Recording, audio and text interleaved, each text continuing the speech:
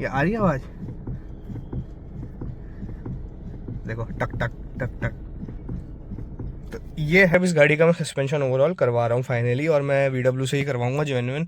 तो उन्होंने जो मेरे को एस्टिमेट बना के दे दिया है ना, क्योंकि गाड़ी को जब चलाते हैं ना बिल्कुल मज़ा नहीं आ रहा। इतने इतने गड्ढे होते हैं ना, इतने इतने, उन पे भी ऐसे कूद रही है जैसे तो पता नहीं क्या हो गया।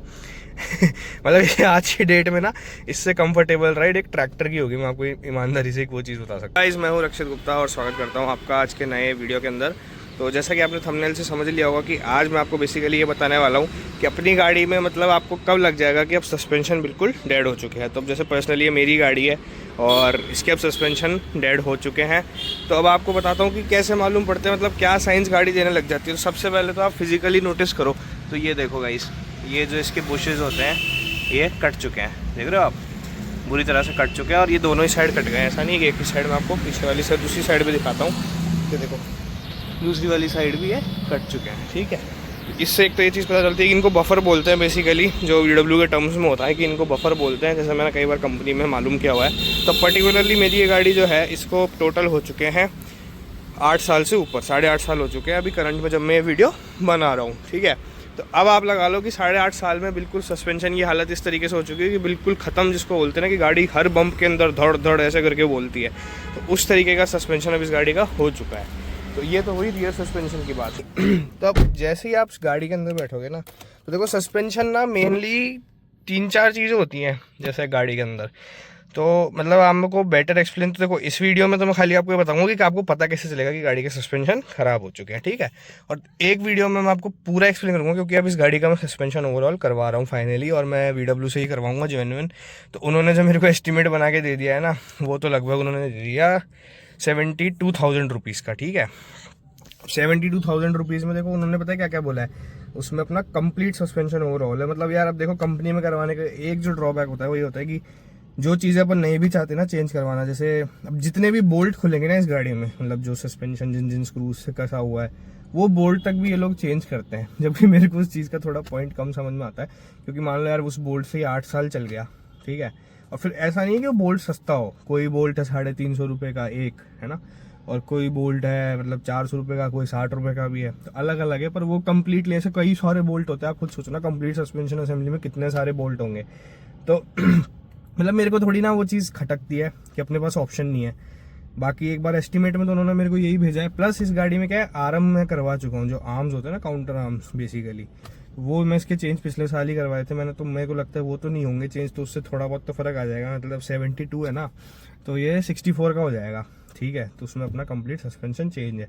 अब सस्पेंशन में देखो चेंज क्या होता है, एक तो होता है अपनी स्टीयरिंग की रैक जो नीचे होती है, जिसमें अपने बेसिकली अगर जैसे इसका ओवरऑल कंप्लीटली हो जाएगा ना जब सस्पेंशन का, तो मैं आपको सारे एक एक पार्ट लेके आऊँगा, ठीक है, वहाँ से, क्योंकि वो लोग पार्ट सारे दे देते हैं। और फिर उसके बाद मैं आपको एक एक उसमें एक्सप्लेन करूँगा कि देखो ये चीज़ें होती हैं और ये चीज़ें कैसे कैसे ख़राब होती हैं, कैसे कैसे इन चीज़ों को अपन ने रिप्लेस करवाया, क्यों करवाया, ठीक है। तो अब गाड़ी को एक बार स्टार्ट करते हैं। मैं आपको एक नॉइस और दिखाता हूँ जिससे आपको मालूम पड़ जाएगा कि आपकी रैक डाउन हो रखी है। तो देखो न्यूट्रल है, ये मैंने गाड़ी स्टार्ट कर ली, ठीक है। अब आप गौर करना थोड़ा, अगर मैं कोशिश करता हूँ ज़्यादा से ज़्यादा क्लियरली मतलब आवाज़ आ जाए।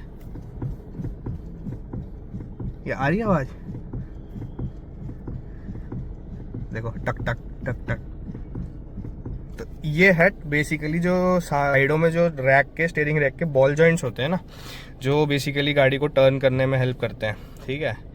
पूरा मतलब ये मैकेनिज्म होता है। जब वो रैक खुल के आएगी ना तो मैं आपको बेटर एक्सप्लेन कर पाऊंगा, ठीक है। तो वो अब देखो डाउन हो चुकी है बिल्कुल, ये आवाज़ देखो आप, खटड़ खटड़ आ रही ना। तो ये बेसिकली रैक खराब का साइन होता है। तो एक सस्पेंशन का पार्ट अपना रैक हो गया, ओके। तो अब गाइज वही है कि मतलब आप लगा लो कि गाड़ी ने ना 8.5 साल में ही मांगा है। और किलोमीटर मैं आपको दिखा देता हूँ, ये देखो 86,000 कुछ चल गई है गाड़ी।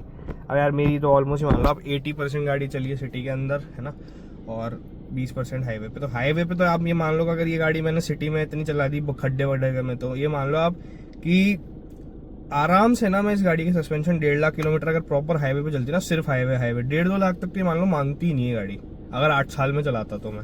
क्योंकि ना बेसिकली सिटी में चली और गंदे रास्तों में चली है, बहुत खराब। जब इतने खराब रास्तों में चली ना, इतने खराब रास्तों में आप सोच नहीं सकते कि एक सेडान गाड़ी को उस तरीके से चलाया गया होगा, ठीक है।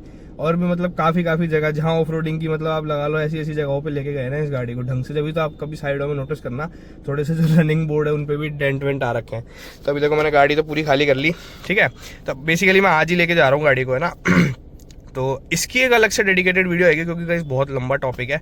मेरे ख्याल से 2-3 वीडियो बन जाएंगी इस पे, क्योंकि ना आप देखो, पहला तो अब मैंने आपको बता दिया कि क्या क्या चीज़ें खराब होती है और क्या क्या साइंस होते हैं। इससे आपको पता है, एक तो ये चीज़ हो जाएगी कि स्टीयरिंग हैवी भी हो जाता है। जैसा इस गाड़ी का एकदम मलाई स्टीयरिंग था, बिल्कुल मलाई तो नहीं बोलेंगे, क्योंकि एक तो डीजल गाड़ी और VW का, इसका एमईओ का पर्टिकुलरली ना लो स्पीड्स पे बहुत टाइट होता था स्टीयरिंग, ठीक है। पर एक वो फील आ जाती है, जैसे मैंने इसको 4-5 साल चला लिया, तब मेरे को पता लग जाती है कि जो मतलब स्टीयरिंग का जो फील होना चाहिए वो नहीं है। ओके, सो अब बात वही है इसकी। अब आप सोचोगे कि इतना गाड़ी पे इन्वेस्ट करना सही है क्या, मतलब जैसे अभी ये 8.5 साल पुरानी तो हो चुकी है, ठीक है। इस पर अगर मान लो मैं लगभग 70-80 हज़ार रुपये फूंक देता हूँ, तो क्या मतलब वो वर्थ इट होते हैं क्या। तो अब देखो यार, एक चीज़ मैं आपको बता दूँ, जैसे आज की डेट में आप नई गाड़ी लेने भी जाओगे ना, तो आप ले सकते हो। आजकल तो लाख रुपए डाउन पेमेंट देके भी गाड़ी ले लेते हैं, पर अपना वैसा सीन नहीं है। और देखो ये गाड़ी अपन ने न्यू ली थी, ब्रांड न्यू, ठीक है। फर्स्ट हैंड गाड़ी है, बिल्कुल सिंगल हैंड गाड़ी है, फर्स्ट ओनर अपन ही है इसके, सिंगल हैंड गाड़ी है। प्लस क्या है, इतने टाइम इस गाड़ी का ध्यान रखा है, गाड़ी ने वैसे तो कोई दिक्कत दी नहीं है ना। अब ये देखो, ये है जो समय के साथ जो दिक्कतें आती है ना, वियर एंड टियर वाली, तो ये वो दिक्कत है। अब यार इनको तो ठीक करवाना पड़ेगा ना। मेनली तो गाइस यही है इस वीडियो में कि अब इस गाड़ी का होना है सस्पेंशन ओवरऑल। तो आप स्टे ट्यून्ड रहो, अगली वीडियो मेरे ख्याल से यही डालूंगा मैं, जिसमें आपको प्रॉपर इसमें दिखाऊंगा। और हाँ, एक चीज़ और है, कल को अगर आप प्लान करते हो ना अपनी गाड़ी का सस्पेंशन ओवरऑल कराने का, तो कंपनी में तो गाइस 2 दिन ले रहे हैं। फोक्सवैगन की मैं बात कर रहा हूँ, इसके लिए तो 2 दिन मांग रहे हैं वो लोग, ठीक है। और मैं अभी जयपुर में हूँ, वीडियो बना रहा हूँ, हो सकता है आपके वहाँ पे अगर सर्विस सेंटर थोड़ा बेसिकली अलग चीज़ शो करे। तो यही है गाइस, इसका 2 दिन अब मेरे को गाड़ी छोड़नी पड़ेगी। तो मैं कोशिश तो करता हूँ, देखते कितना क्या वो 2 दिनों में कर देते हैं। 2 दिन तो ठीक है, अब करवाते हैं और तो क्या। क्योंकि गाड़ी को जब चलाते हैं ना, बिल्कुल मज़ा नहीं आ रहा गाइस। इतने गड्ढे होते हैं ना, इतने उन पे भी ऐसे कूद रही है जैसे तो पता नहीं क्या हो गया। मतलब ये आज की डेट में ना, इससे कंफर्टेबल राइड एक ट्रैक्टर की होगी, मैं आपको ईमानदारी से एक वो चीज़ बता सकता हूँ। पर अब इसकी गलती नहीं है ना यार, चीज़ें डेड हो गई है तो मांग ही रही है, ठीक है गाइस। तो अब चलते हैं, और मैं अब अगली वीडियो में आपको दिखाता हूँ कि कैसे क्या पूरा प्रोसेस होता है और कितना अपन ने खर्चा हुआ है और क्या क्या चीज़ें ख़राब होती है और क्या क्या चीज़ें रिप्लेस हुई है। तो गाइज़, अगर आपको ये वीडियो इन्फॉर्मेटिव लगी और पसंद आई हो तो ज़रूर से लाइक करना, पहली बार चैनल पे आओ तो सब्सक्राइब जरूर करना, और ऐसे ही ज़्यादातर ऑटोमोटिव और डेली लाइफस्टाइल ब्लॉगिंग कंटेंट के लिए जुड़े रहिए guys. Thank you so much for watching, bye bye.